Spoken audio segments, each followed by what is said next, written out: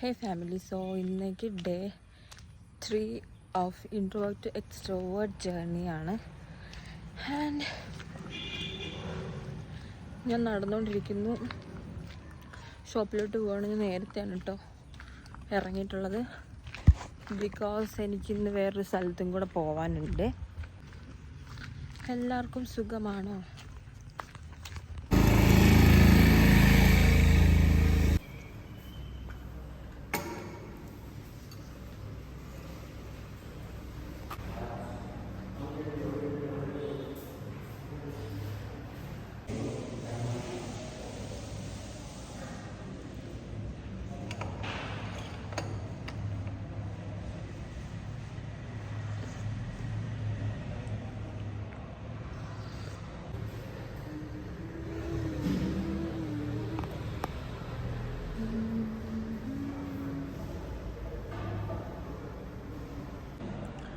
guys, ഇന്ന് കുഴപ്പമൊന്നുമില്ല,